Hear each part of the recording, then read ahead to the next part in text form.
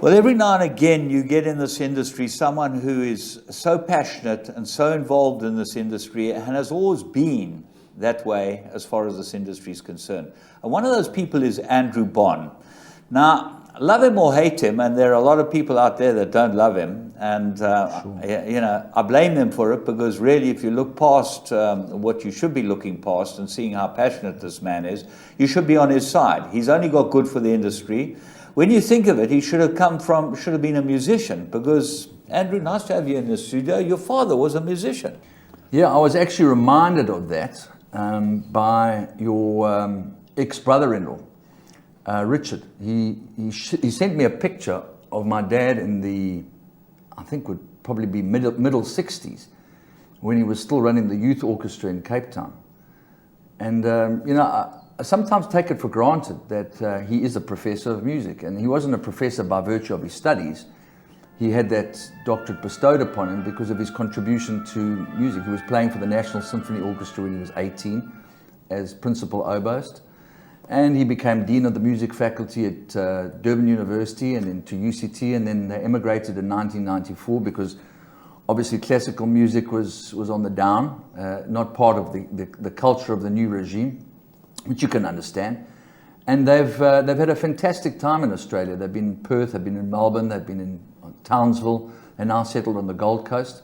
They have a wonderful life, but they are still lonely. They miss us, and they miss a lot about South Africa. But Australians look after their aged. Your mother, was she involved in horses? Not at all. She was a landscape gardener. She was an interior decorator, designer. But her father, the late Isaac Pieter Maria, was a veterinarian to the late Tim Furness in the 50s. And he also did a lot of work for John Breville in the 60s. So he worked for the Oppenheimers, yes, basically. He did. Yeah. He did, yeah. And I think he was partners with Maurice Azzi. Okay. And I don't remember what they actually looked like, but I remember that I was walking around in nappies at John Breville's stables in the days of Tiger Fish and Hengist and King Willow. That's how long it goes back. But there must have been some hook that got you involved in horses. What was it? I think it was my grandmother, because my grandmother was really, really close friends with Auntie Marge Breville.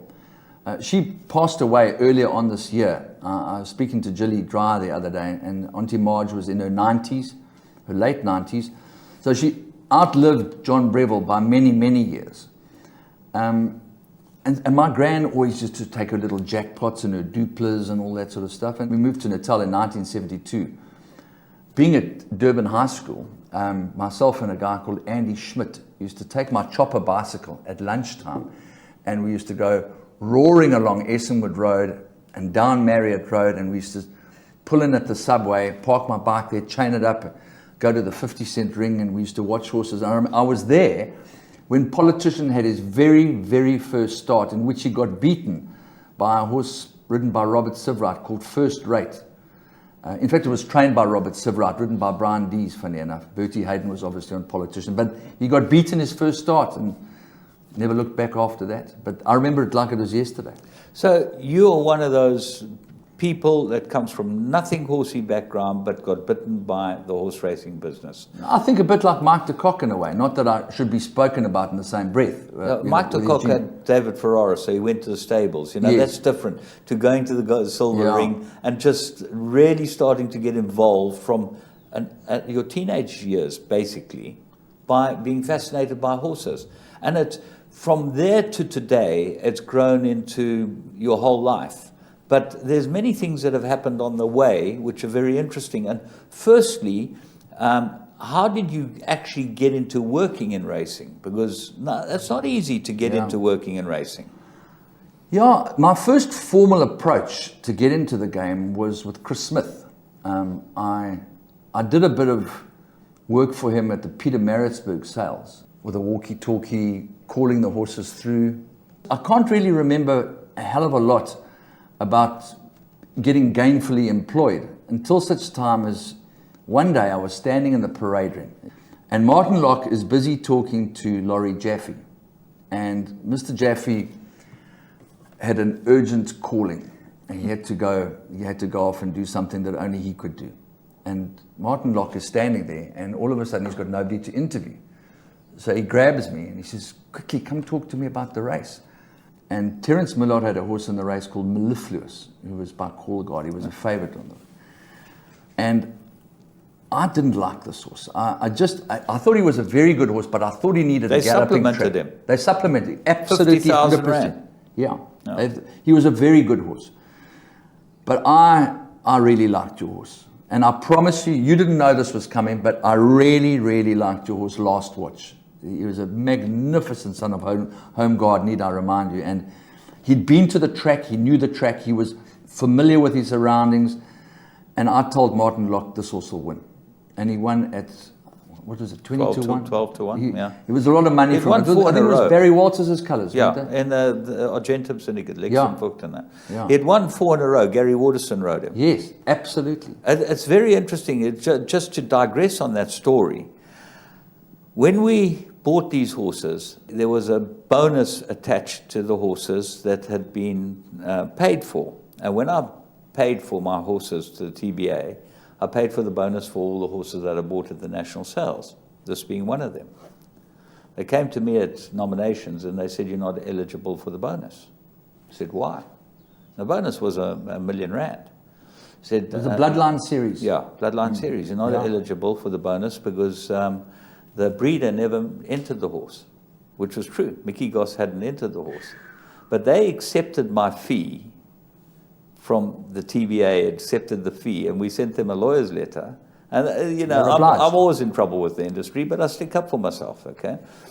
And we said, you accepted the fee, you got to pay the bonus. Well, there were a lot of people pulling on this horse's tail to make sure that he didn't win, but he did win. He was a great, great horse. But that was your first And then start. Martin Locke said to me, the next week, I want you to work, it was the Bloodline Million at Turffontein. I also got lucky. I think it might have been Fast Gun, Joby Spies. Yeah, he was a Mexico too. And it's almost a bit like Hong Kong. If you get lucky early, they're very superstitious people. You got lucky? I got lucky. And what did they make you a presenter? Well, that was See How They Run.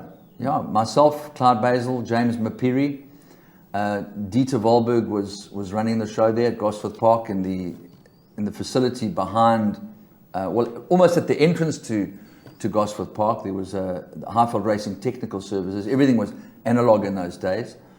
And Clive and Mandy Parnell were running the show. It was called See How They Run by Trifecta Productions. And that gave me a huge amount of insight. I think in those days, the Friday night and the Saturday night, and I think we even had Thursday night, we probably had more viewership on NNTV, which was TV2 in those days, immediately after the 7 o'clock news, than Teletrack gets in 2 or 3 months, because it was terrestrial television. It's no indictment on Teletrack. It's the fact that Teletrack is a subscriber-based network compared to something that's free to air. And I think that's the key.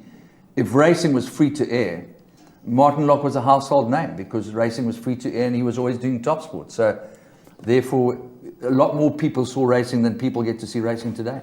There's no doubt that's one of the biggest problems. But you then graduated from that, and as a rider, you started getting involved. How did that come about? Well, I always loved riding, and I used to ride a little bit of work, mostly at Clarewood. I used to ride a few horses for Eileen Bestel. And I remember one day we decided to play a little bit of a prank on the public, and Empress Club was being trained at Clarewood. Funny enough, she didn't do as well in Natal as she had done in Johannesburg and Cape Town, even though she won the filly Skinnies here. In fact, I think she also won the Colt Skinnies. So maybe I'm talking rubbish. Maybe she did do really well over here. I think she just failed badly as a 3-year-old in the July, and I think she even got beaten She got scratched out the July as a 4-year-old when she was hot favourite. Correct. She got beaten in the Willhavington or the Daily News 2000 by St. Just. Yeah. Ormond Ferraris's filly.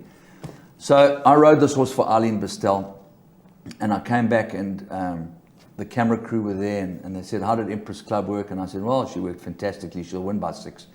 And Clyde Basil came back and said, now that they've seen you riding Empress Club, I think she's going to drift off the boards and won't run a place.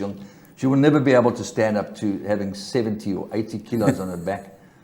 So it was really nice to go out and ride work in the morning. And it was only really when I got married to Sarah that I was given the opportunity to have my own horse. She gave me a mare called Henge, a Northern Guest mare. And then I got Alimony.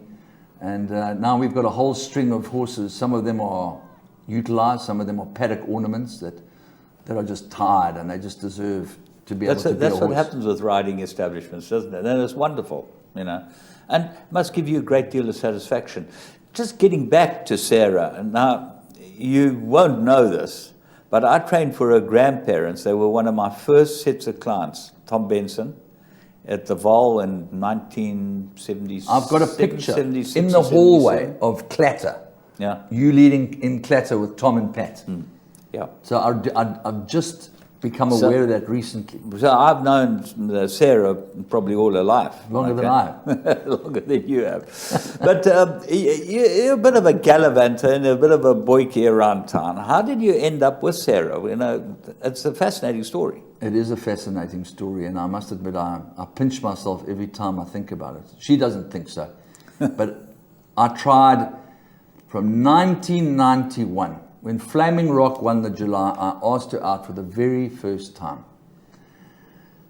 It was an historic day, actually, because when you think about it, Flaming Rock, Rakeen, Al Mufti, three of the best sires we've seen. You know, maybe Flaming Rock wasn't such a great sire, but it was a great July. That's when I started asking her out. It took her 18 years to say yes. So, and I persevered. How many times I got stood up, and how many times she said. She looked down this aristocratic nose of hers and said, "I don't think so." Oh. And eventually, you know, she managed to, you know, buckle down. And my life has never been the same since then. I've got really, really in line with horses, and also my life has changed a hell of a lot. There's not anywhere near as much free rein as I used to have, but that's good because the propensity to self-destruct is there. There's no doubt. Yeah, well, you've certainly been on some missions in your life, but that shows the character that you are. You know, you end up doing things that most people normally wouldn't do. But that doesn't matter, because the point is that we've got a timeline and a lifeline. Getting back to your presenting days, so you got really involved with presenting, and you were, without doubt, one of the best presenters around, and they still use you at Epsom to do the presenting, and you must enjoy that.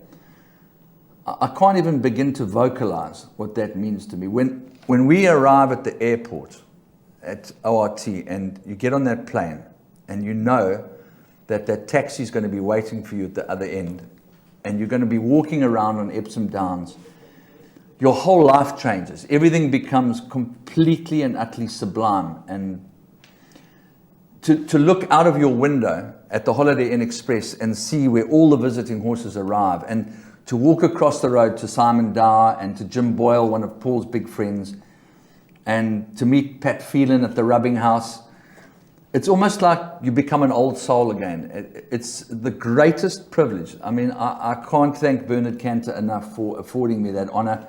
You've been there, Paul's been there. You know what it's like. It just doesn't get better than that.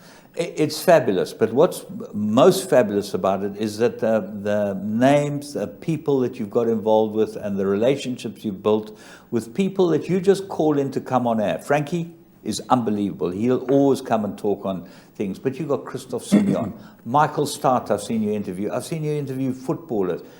This is a relationship building exercise that you've done for many years.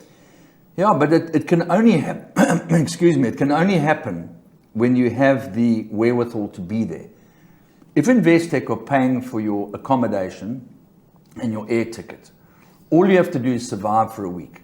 It's not easy at 19 to 1, I must tell you that. But you take the pain because you know that the power and the might of Investec has afforded you that opportunity to walk into those circles where you can interview the Queen's personal attaché, and you can rub shoulders with the aristocracy of racing in the box in which the Queen lives. We've been inside her box and we've seen that beautiful painting of her centenary.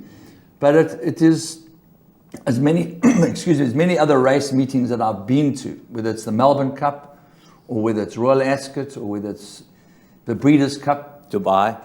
Dubai is so different. It's a carnival atmosphere second to none. But it is very superficial compared to the royalty of English racing. It's a lot of money, and some good horses have been there.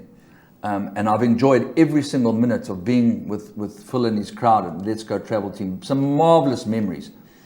But it's not, in my opinion, the real deal compared to... It doesn't have the historic... No, well, I think it's self-explanatory, and I don't think Sheikh Mohammed would take it as a slight. No, of course not, because he's made an incredible show from nothing. He's built something that's completely unique in the middle of the desert, and certainly with the team that we go with and the time that we have, and so sad that Mike de Kock's not going to be part of this next year. I think he'll have horses, but no Blue Stables. You know, the Blue Stables was just one of the institutes. No, what a hospitable man. Eh? And then you go... And you look at your life from being a presenter, and there were obviously forces within the teletrack regime as it is today that stopped you from doing that. And that's sad in itself, because if you're good enough to be a presenter at Royal Ascot and have those type of contacts, why would you not be good enough for teletrack?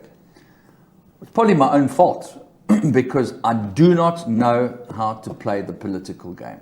I do not know how to be nice to people. You're not a politician, you're a presenter. Yeah, but at the end of the day, you've got to play the game. You've got to be in the right circles. You've got to. I don't know how to put it really, but I don't hold any grudges, because I'm still my own man. I'm still free to rove with my camera, and I'm still utilized when it comes to lead-ins at Greyville or at Kenilworth or Turffontein, and I'm happy for that. I would like to be more involved, but I'm not making any waves about it, because I'm happy with what I've got. Yeah. And I know that I'm fulfilled in filming and editing and making magic, whether it's Equus Awards or whether it's documentaries or whether it's Luke Ferraris. It's enough to keep me happy.